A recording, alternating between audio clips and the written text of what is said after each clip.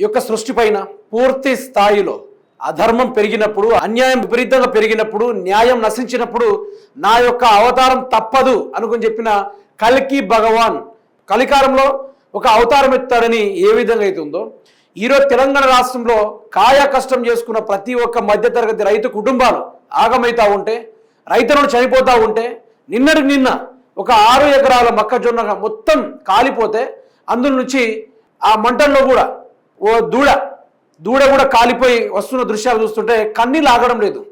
ఈరోజు డబ్బున్నదే రాజ్యం. ఈరోజు మధ్యతరగతి కుటుంబాలకు ఏది కూడా దక్కడం లేదు.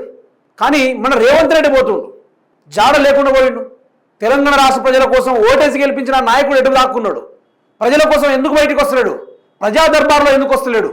ప్రజలేమో రైతు బంధువులు చెప్పుతో కోదామని చూస్తున్నారు. నిరుద్యోగులు ఉద్యోగాలు అడుగుతూ ఉంటే కేటీఆర్ ఇచ్చిన చిల్లర పైసలతోటి తాగి రోడ్ల మీద ధర్నాలు చేస్తూ ఉన్నారనుకుంటూ వాళ్ళని దూషించడము, 4.5 కోట్ల ప్రజల సమస్యల్ని పక్కదో పట్టించడము, ఇది రేవంత్ రెడ్డి చేస్తున్న తీరు.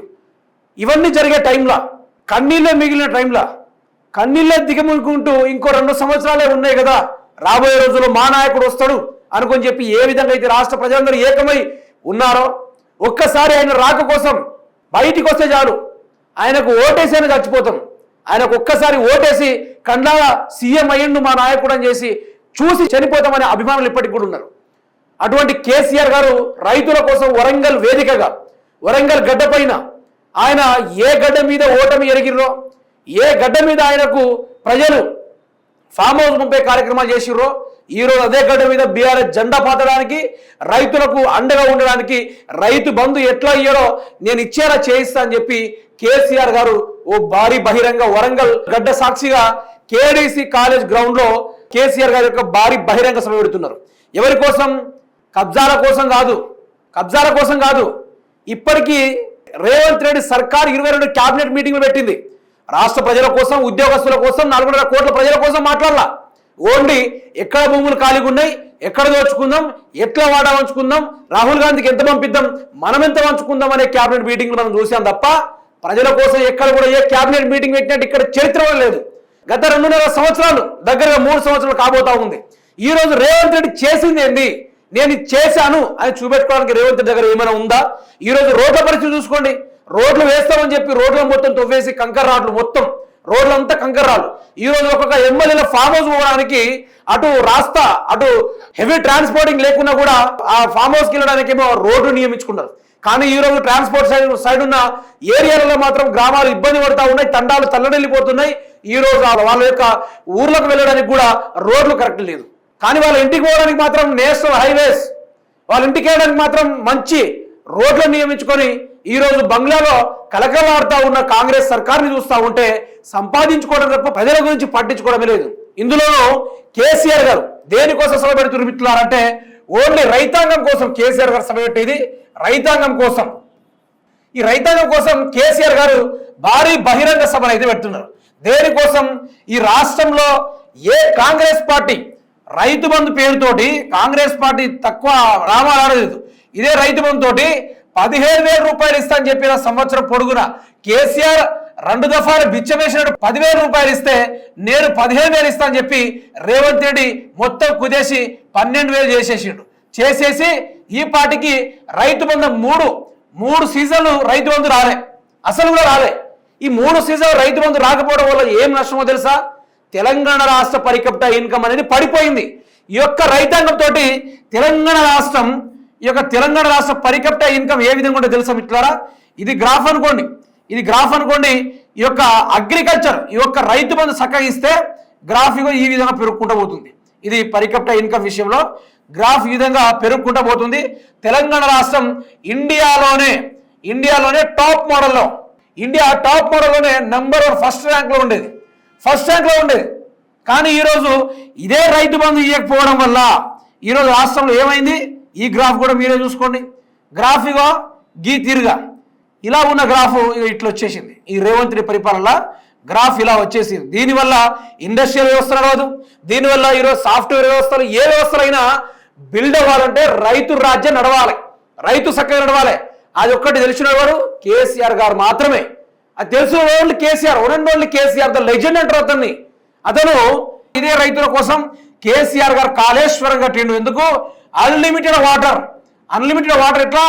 దీని ద్వారా మిషన్ భగీరథ, దాంతో ఇదే విధంగా కేసీఆర్ గారు మళ్ళీ వినూత్నమైన ఆలోచనతో మిషన్ కాకతీయ, చెరువులు పుష్కలంగా నింపేలా చేసిండు కేసీఆర్ గారు.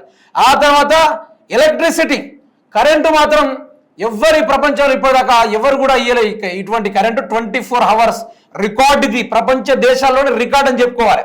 రైతుల దగ్గర రూపాయి తీసుకోకుండా కరెంటు పెట్టినట్టే తోపని చెప్పుకోవాలి.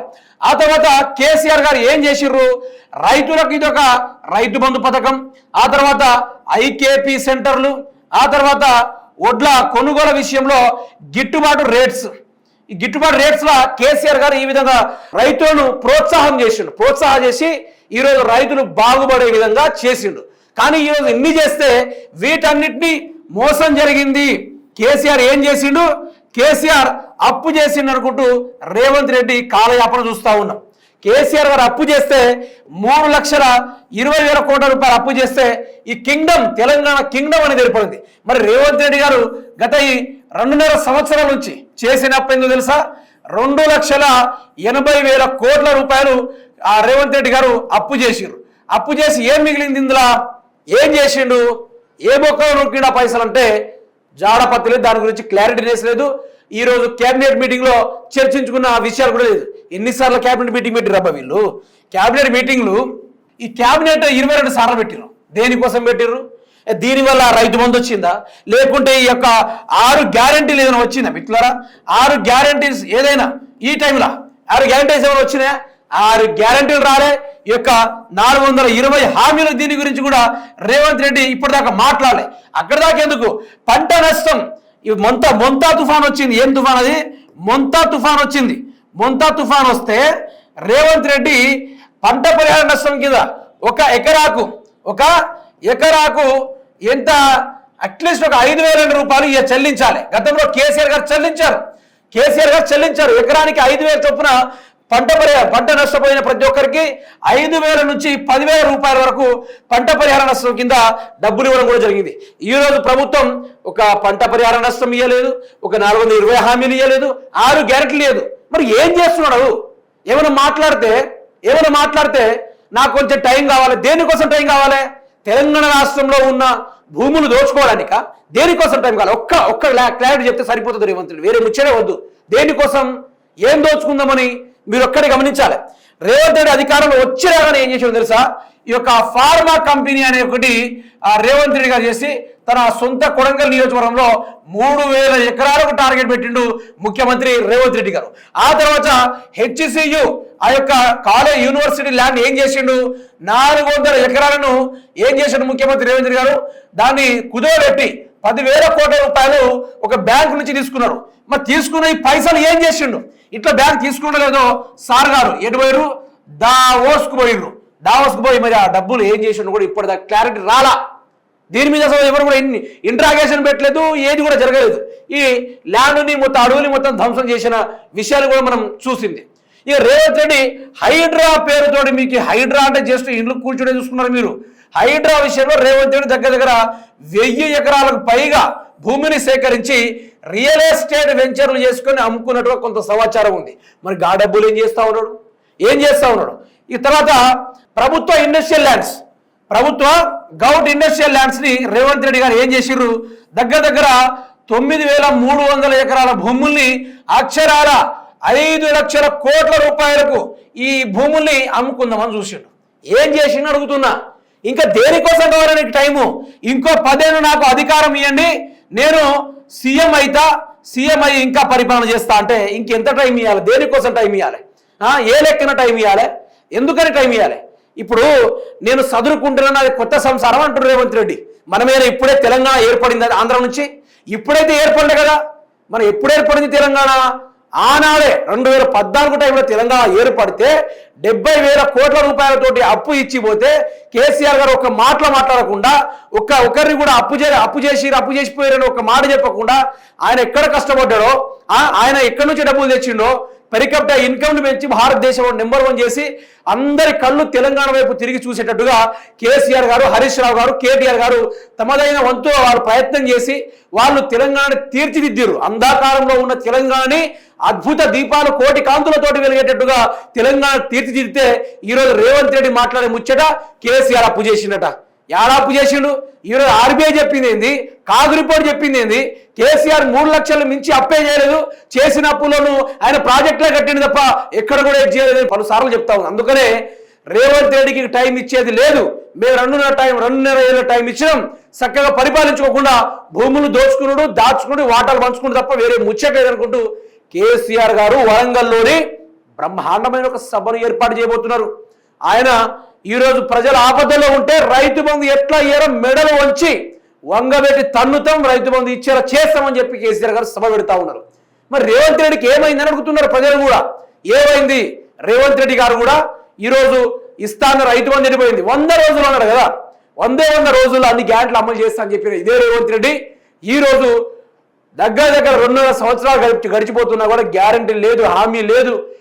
ఈయన దాని గురించి ఆర్భాటాలు పడతా ఉన్నారు, ఇచ్చిన దాని గురించి స్వయమరుస్తా ఉన్నారు.